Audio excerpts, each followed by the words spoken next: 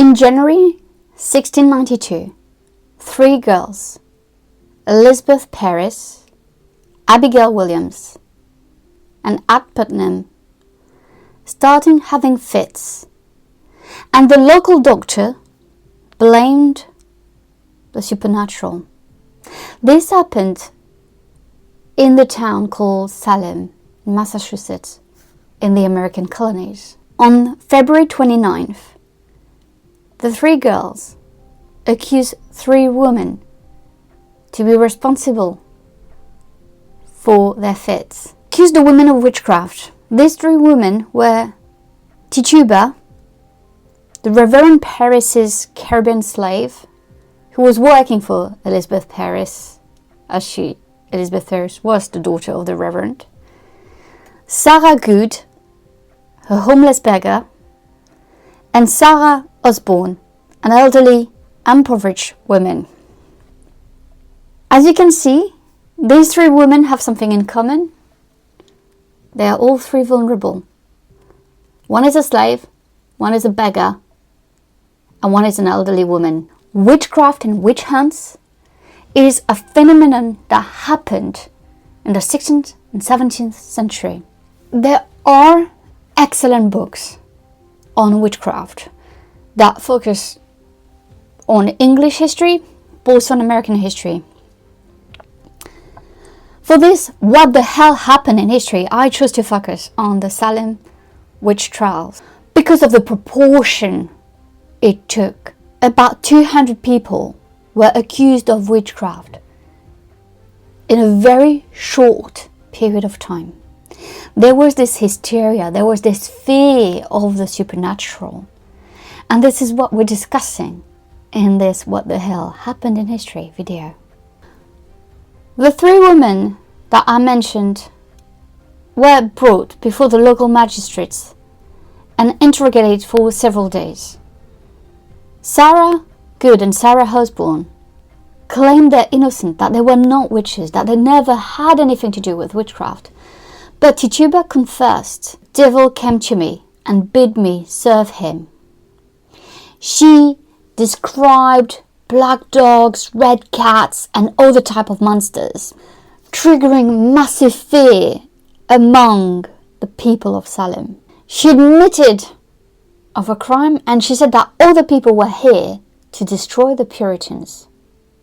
We're in a context where the English colonists were very much, it was a time where there was lots of fears, there was lots of time where, there was so much uncertainty, so much violence, so much conflict with the native tribes, so much conflict with other people around, the French, the Dutch, the different tribes. So it was the fact that there was an attack on the Puritans, English Puritans, was a real serious attack, and that really scared people. People became completely paranoid of what was going on, and they all came into, oh my God, suspecting their neighbors, the people they had lived with for a long period of time. Maybe they are witches. Maybe they are going to destroy me. And so here we have a really strong fear of witchcraft, of the supernatural, of things that you cannot explain. When charges were made against Martha Corey, who was a very strong Puritan, a loyal member of the church in Salem village, it greatly concerned and scared the whole community. If she could be a witch, anyone could be a witch. She was the wife of the farmer Giles Corey, and it was believed that she had a controversial past. In 1677, she gave birth to a mixed race son she named either Benjamin or Benoni, according to the Book of Salem Witch Trials. Following this event, she lived a reclusive life with her apparently illegitimate child in the home of John Clifford of Salem, who continued to raise the boy to manhood. Benjamin was upwards of 22 years of age in 1699 and still living in Salem.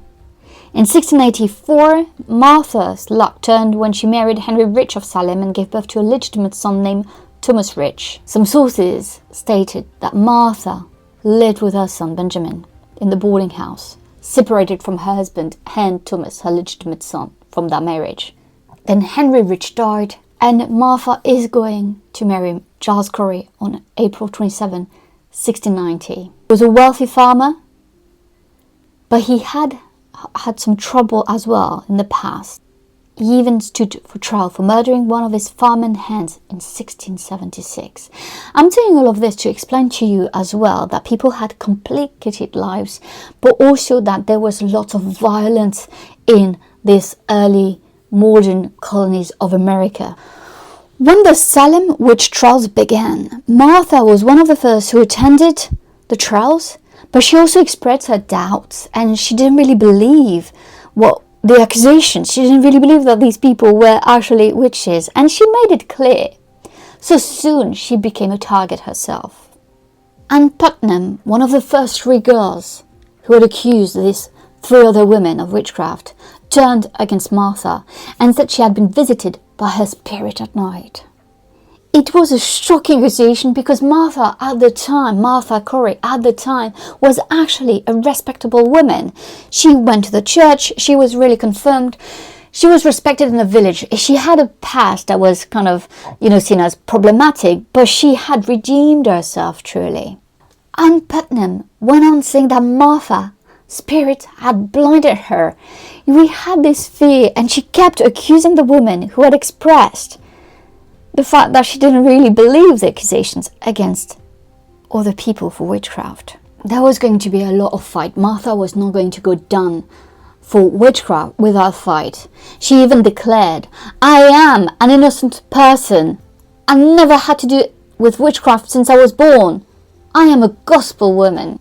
Charles Corey, her husband, was going to turn against her and corroborate what Anne Putnam and other girls were saying about Martha being a witch. I think here truly he was trying to protect himself, so that the accusation of his wives were not going to stain his own reputation, and that he was not going to be accused of witchcraft himself, because men during the Salem witch trials were also accused of witchcraft. It seemed that Martha had little hope, and though there was no strong evidence against her and her case kept being delayed, there were more witnesses coming forward to bring her down, including Abigail Williams, the older girl, the first 3 girls that we discussed at the beginning of this video. Even Charles Corey, in the end, would be put on trial.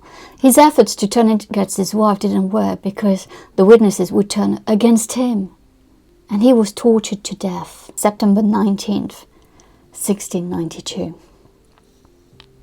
3 days later, on September 22nd, 1692, Martha Corey was brought to the execution site at Proctor's Ledge in a cart, along with 7 other convicted witches: Mary Histy, Alice Parker, Anne Pudita, Margaret Scott, Wilmot Red, Samuel Wardwell, and Mary Parker.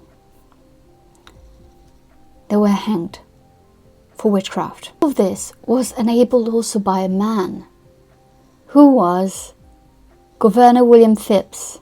He ordered the establishment of a special court for these witch trials. Some people tried to fight the hysteria and the panic and the paranoia around this witchcraft, and one of them was Cotton Mather.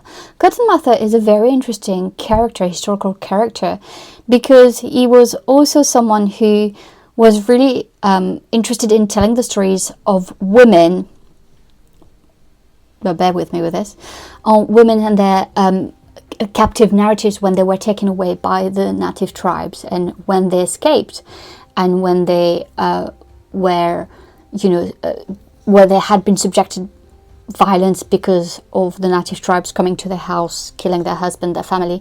He would then tell their story. He would then have their stories told, and he published them. Cotton Mather is a very interesting figure for that, because he's obviously someone who wanted to, in many ways, he was trying to give women a voice. At the same time, he was modifying the story with, I think, in my head, an agenda in his head of trying to promote Puritanism, because he was a very strong Puritan, but also with it in his head of trying to scare people. You know, if the native tribes could hurt women in captivity, you know, or women in the early modern American society, they could hurt anyone. They could hurt, you know, women and children. And so basically he was trying to instill fears. But in this trial, Cotton Mather, which was interesting, it forced people to think that, you know, all this supernatural kind of testimonial should not be taken into account. He thought that was creating, kind of doing the work of the devil. It was going against the Puritan values. So interestingly, him and his father were going to fight that battle, which would lead on the 3rd of October, especially after the governor's wife being accused of witchcraft herself, to kind of slow down in terms of the craziness of attacking people for witchcraft. And once the governor's personal life, you know, with his wife being accused herself of witchcraft, it's gonna make everything change. This where we have a turnaround. But all these people who lost their lives because of complete hysteria, completely paranoia, it's very hard to explain, and maybe we could try to understand why it happened before it was stopped. What is interesting though is that by May 1693, Phips, the Governor Phips, had pardoned all those in prison of witchcraft, but the damage had already been done. In the years following the trials and executions, Judge Samuel Sewell and the accuser Anne Putnam publicly confessed of error and guilt. In 1702, the court declared the trials unlawful, and in 1711, the colony passed a bill restoring the rights and good names of many of the accused, as well as granting a total of £600 in restitution to their heirs. But these Salem witch trials had caused a huge trauma in the society, in the people's lives. There was like no trust. When we try to understand what happened with the Salem witch trials, obviously the 3 girls had fits.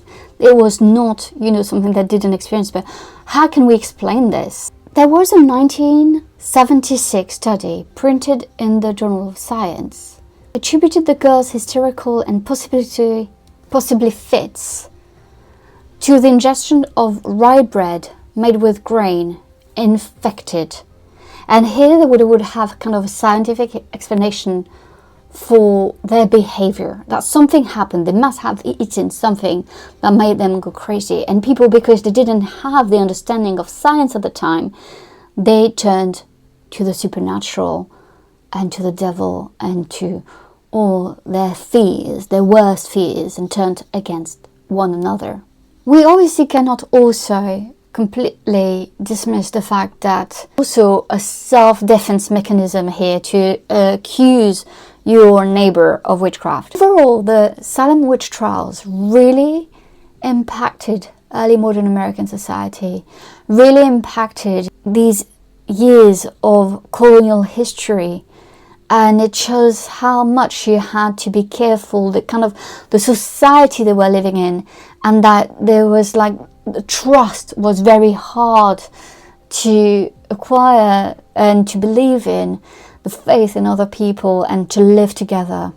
It really showed that the life there in the colonies were extremely hard. But obviously it doesn't mean that there was no witch trials and witch hunt in England. It shows that the witch trials in England spread to the colonies. The fear of the devil is something that started before in England and then was spread into the colonies. I really hope you enjoyed What the Hell in a History video. I will put some books down below if you're interested in the topic. Thank you so much for watching, and I'll see you next time for another video. Bye!